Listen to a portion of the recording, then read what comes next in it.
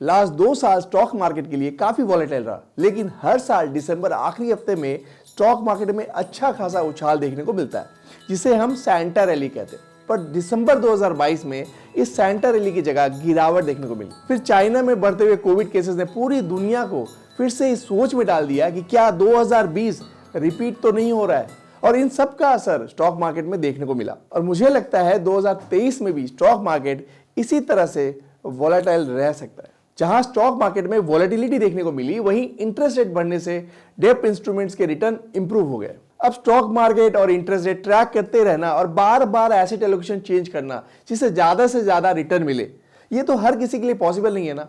क्यों ना ऐसा सिस्टम हो कि किसी म्यूचुअल फंड को अपने पैसे दे दे और वो फंड जो है मार्केट ट्रैक करके हमारा एसेट एलोकेशन चेंज करता रहे। क्या ऐसा हो सकता है? यस, ऐसा हो सकता है। हेलो नमस्कार, welcome to the brand new video. मैं हूं अमित राठी, आपका अपना सर्टिफाइड फाइनेंशियल प्लानर, और आज हम बात करने वाले हैं बैलेंस एडवांटेज फंड्स के बारे में। इस टाइप ऑफ फंड से रिलेटेड पूरी जानकारी साथ में रिव्यू करूंगा टॉप 3 बैलेंस एडवांटेज फंड्स को, तो इस वीडियो को एंड तक जरूर देखिएगा।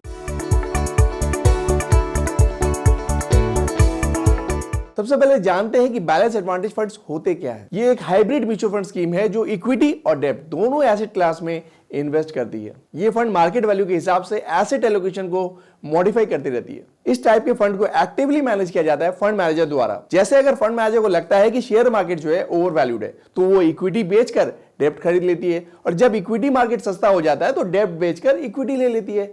इससे प्रॉपर रीबैलेंसिंग हो जाता है पोर्टफोलियो का, जिससे हमें एक एवरेज रिटर्न मिल जाता है। अब आपको कब इन फंड्स में निवेश करना चाहिए? इस फंड में तभी निवेश करना चाहिए जब आप अपना रिस्क को डाइवर्सिफाई करना चाहते हैं, जिसे मार्केट को ट्रैक करने और एसेट एलोकेशन की जिम्मेदारी एक्सपर्ट्स हैंडल करें। साथ ही अगर आप लॉन्ग टर्म के लिए निवेश करने के बारे में सोच रहे हैं तो ये फंड आपके लिए एक चॉइस हो सकता है। अब चलते हैं सबसे इंटरेस्टिंग पार्ट में, जहां मैं रिव्यू करूंगा 3 बैलेंस एडवांटेज फंड्स को। सबसे पहला है ICICI Prudential Balance Advantage Fund growth option. As of 2 जनवरी 2023 को इस फंड का लगभग 33% एलोकेशन जो है इक्विटी में और लगभग 25% एलोकेशन डेब्ट में है।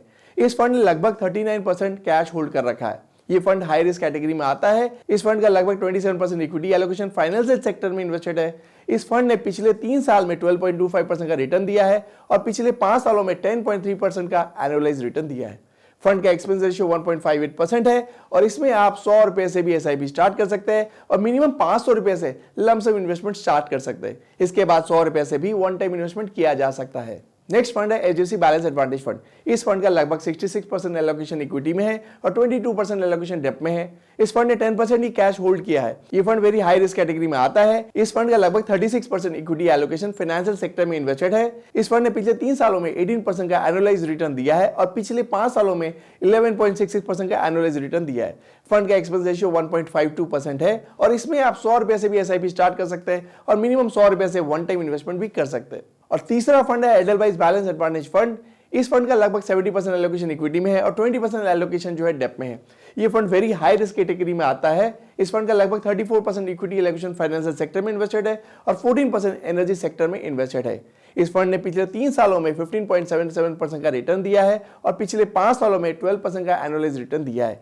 फंड का एक्सपेंस रेशियो 1.76% है और इसमें आप 500 रुपए से भी एसआईपी स्टार्ट कर सकते हैं और मिनिमम 5000 से वन टाइम इन्वेस्टमेंट कर सकते हैं। इसके बाद आप 500 रुपए से भी वन टाइम इन्वेस्टमेंट किया जा सकता है। अब बात करते हैं टैक्सेशन की, क्योंकि ये फंड्स का एलोकेशन चेंज होता है। ये फंड इक्विटी है या डेब्ट, इस पर डिपेंड करता है tax, but generally fund equity status he maintain करता है। और ऐसे में 1 साल से पहले अगर म्यूचुअल फंड सेल करते हैं तो 15% का short term capital gain tax लगेगा और 1 साल के बाद आप सेल करते हैं तो 1 लाख तक कोई टैक्स नहीं है, पर 1 लाख के ऊपर आपको 10% long term capital gain tax देना पड़ेगा। तो ये थी मेरी एनालिसिस बैलेंस एडवांटेज फंड के बारे में। अगर आप इस फंड रिलेटेड कुछ भी जानना चाहते हैं या अपना पोर्टफोलियो को रिव्यू करवाना चाहते हैं तो आप नीचे दिए हुए नंबर पर हमारे एसेट गुरु से बात कर सकते हैं या हमें व्हाट्सएप भी कर सकते हैं। अगर आपको मेरी एनालिसिस अच्छी लगी तो प्लीज इस वीडियो को लाइक करें और शेयर करें अपने दोस्तों के साथ। चैनल को सब्सक्राइब नहीं किया तो जल्दी कर दें। मिलते हैं नेक्स्ट वीडियो में with new investment knowledge and strategy के साथ। तब तक इस वीडियो को देखने के लिए हमारी तरफ से बहुत बहुत धन्यवाद और हाँ, इन्वेस्ट करें, खुश रहें।